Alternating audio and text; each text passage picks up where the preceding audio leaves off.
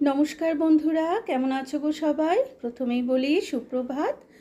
আর জলখাবার পর্ব আমাদের মিটে গেছে। আমি এখন দুপুরে রান্না শুরু করেছি, তবে ডালটা বসিয়ে আমি যাব একটু ছাদে। আর আজকে একটু লাউ দিয়ে মুগ ডাল করছি। লাউটা গরমের পক্ষে মানে গরমকালে খাওয়া খুবই ভালো, পেটটা বেশ ঠান্ডা থাকে। চলে এসেছি ছাদে জামা কাপড় মেলতে।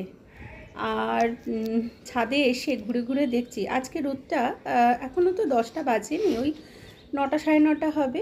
তো রোদটা খুব একটা যে চড়া হয়েছে তা নয়, তাই জন্যই ঘুরতে পারছি, না হলে এই রোদের মধ্যে ছাদে ঘোরা খুবই অসম্ভব। তো নিচে ভাত হয়ে গেছে, ডালটা বসিয়ে দিয়ে এসেছি। কুকারে সিটি পড়তে পড়তে আমি চলে যাব নিচে। আর এখন প্রচণ্ড গরম বলে না, আমি একটু গাছে জল দিলাম। আমি সাধারণত বিকালে ছাদে এসে গাছে জল দিই, সকালে আর জল দিই না, কিন্তু এই প্রচণ্ড গরমের জন্য এখন আজকে একটুখানি কটা দিন ধরেই আর কি, শুধু আজকে না, কটা দিন ধরে একটুখানি সকালেও জল দিচ্ছি। এই গাছটা আমার ভীষণ ভালো লাগে। ছাদে আর দাঁড়াতে পারলাম না, আস্তে আস্তে রোদ উঠছে আর নিচেও কাজ আছে প্রচুর। চলো নিচে যাই, জানলাগুলো খুলে দিই, এখানে তাহলে হাওয়া বাতাস খেলবে। এই গরমের মধ্যে কিছুই সেরকম খেতে ইচ্ছা করে না, কিন্তু পেটে খিদেও তো পায়, তো সেই কারণে যতটুকু করা যায় ততটুকুই করি। আর এখানে দেখো আমি ফুল তুলতে এসেছি। ফুল তোলার কাজটা আমার কর্তাই করেন। হ্যাঁ, ও আমাদের বাড়িতে কি বলো তো, আমি আর আমার হাজব্যান্ডের মধ্যে যার আগে স্নান হয়ে যায় সে আগে পুজো দিয়ে দিই। তন্নি খুব অসুবিধা পড়লে তন্নি দেয়, আর মা তো পারে না। হ্যাঁ, তো সেই কারণে আমরা দুজনেই কর্তাগিন্নি যার আগে স্নান হয়ে যায় দিয়ে দিই। এবার ও যখন অফিস যায়, ওর তো ভোরবেলা স্নান হয়ে যায়, সেদিন ও দেয়। বাড়িতে থাকলে আমার স্নান হয়ে গেলে আমি দিয়ে দিই। কিন্তু আমার হাজব্যান্ড আজকে, এই দেখো গাছটা সদ্য হয়েছে। আর এই ফুলটা আমি আজকে প্রথম দেখলাম, এই গাছে ফুলটা। চলো মহাদেবের পায়ে দিতে পারবো। জবা ফুল কটা পেলাম আর টগর ফুলও পেলাম। টগর ফুল গাছটা আগে প্রচুর ফুল হতো, এখন ওই ডালপালা ছেটে দেওয়ার পর এই সদ্য এখন একটু ফুল হচ্ছে। তবে যা ফুল হয় মোটামুটি আমাদের পুজো চলে যায়। তবু মঙ্গল আর বৃহস্পতিবারের জন্য এই দেখো এই কটা হলো। মঙ্গল আর বৃহস্পতিবারের জন্য তন্নির বাবা একটু ফুল নিয়ে আসে। এখান থেকে একটু তুলসী পাতা নিই।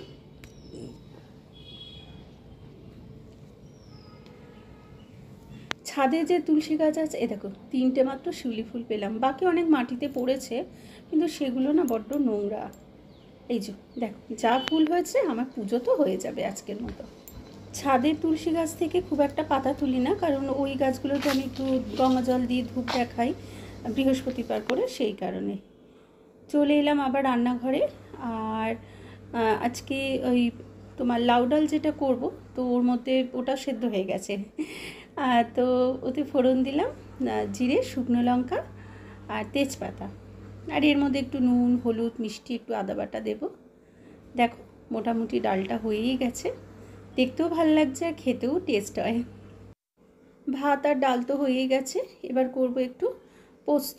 বড়ি দিয়ে আলু দিয়ে পোস্ত, নিরামিষ দিনে পোস্ত হলে মোটামুটি বেশ ভালোই খাওয়া হয়। আর পোস্ত মনে হয় 90% লোকই পোস্ত ভালোবাসে, সুতরাং আমরাও খুব ভালোবাসি। আর এতে আমি ফোড়ন দিলাম একটু 5 ফোড়ন আর কাঁচা লঙ্কা। আলুগুলো ভেজে আগে একটুখানি নুন, হলুদ, মিষ্টি দিয়ে আগে একটু সেদ্ধ করে নেব। আর বড়িটা দেবো ঠিক নামাবার আগে, বড়ি আর একটু কাঁচা সর্ষের তেল। আলুটা ভেজে এটা সেদ্ধ হোক, পোস্তটা এখন দেব না, পোস্তটা নামাবার একটু আগে, আলুগুলো সেদ্ধ হোক, নামাবার একটু আগে দেব, তাহলে গন্ধটা ভালো থাকবে। দিয়ে একটু ফুটিয়ে নিয়ে নামিয়ে নেব। এই দেখো আলুর তরকারির মতো হয়ে গেছে এটা সেদ্ধ। এবার এর মধ্যে পোস্তটা দিয়ে দেব। বাটিটা ধুয়ে বাটির জলটাও দিয়ে দিচ্ছি এর মধ্যে। এবার এটা একটু ফোটাবো, তরকারিটা দেখতেই সুন্দর হয়েছে খুব। এর মধ্যে বড়িগুলো দিয়ে দিলাম আর একটু দেব কাঁচা সর্ষের তেল। গন্ধটাও কিন্তু খুব সুন্দর বেরিয়েছে। এটা নামিয়ে একটু আলু উচ্ছে সেদ্ধ করে নেব। হয়ে গেল আজকে নিরামিষ দিনের মতো রান্না। স্নানটা সেরে আসি, দিয়ে আমরা 3জনে খেয়ে নেব। তিনজন মানে আমি, তন্নি আর তন্নির বাবা। আসলে ওর বাবার আজকে জ্বর হয়েছে, তো ওর বাবা বাড়িতেই আছে, আর মা তো বাড়িতে নেই, মা গেছে তার মেয়ের বাড়ি।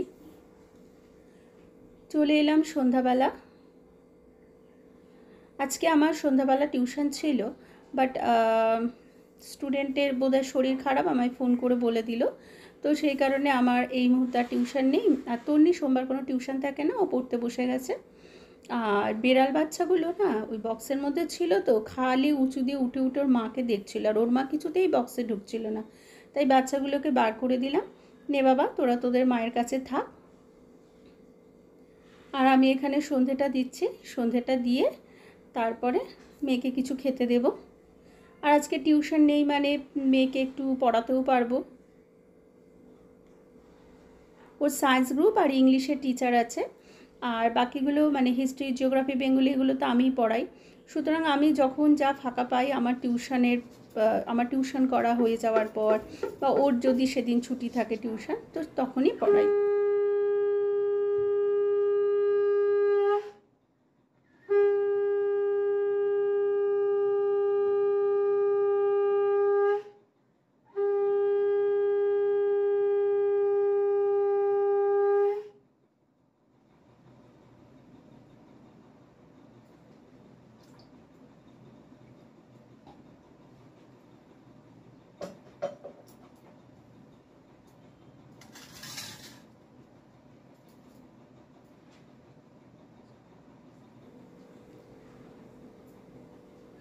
ঠাকুর ঘরে তো হয়ে গেল সন্ধ্যা দেওয়া, এবার সারা বাড়িতে একটু গঙ্গা জল ছিটিয়ে একটু ধূপ দেখিয়ে নিই। জানো তো গঙ্গা জলের অনেক স্পিরিচুয়াল পাওয়ার আছে, তো সেই কারণে সন্ধ্যাবেলা না সারা বাড়িতে গঙ্গা জল ছেটানো খুব শুভ। দেখো এখানে গঙ্গা জল ছেটাতে এসে উঠোনের দেখি আজকে চাঁদটা কি সুন্দর হয়েছে, পুরো গোল চাঁদ। আসলে আমি ক্যালেন্ডারে দেখছিলাম আগামীকাল পূর্ণিমা আছে, তো সেই কারণেই চাঁদটা এত সুন্দর। আশেপাশে বাড়িগুলো আছে বলে ঠিক বোঝা যাচ্ছে না, কিন্তু খুব সুন্দর লাগছে। তখন সন্ধ্যে দেওয়ার সময় দেখলে না বিড়াল বাচ্চাগুলো ঘুরঘুর করছে, তারপর তন্নি এসে আবার বক্সে তুলে দিয়েছে, ওর মা শুদ্ধ বক্সে তুলে দিয়েছে। চলে এলাম একেবারে রাত্রিবেলা, আর ওর বাবা এই মাত্র ডক্টর দেখিয়ে এলো। আমাদের রাত্রে আজকে রুটি আর সয়াবিনের তরকারি, তো তরকারিটা তো হয়েই গেছে, এবার কটা রুটি করে নিই।